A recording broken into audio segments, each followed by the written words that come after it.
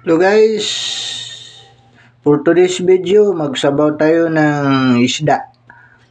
Itong isda magsabaw tayo. May malunggay, saka tanglad, ato kamuti kong.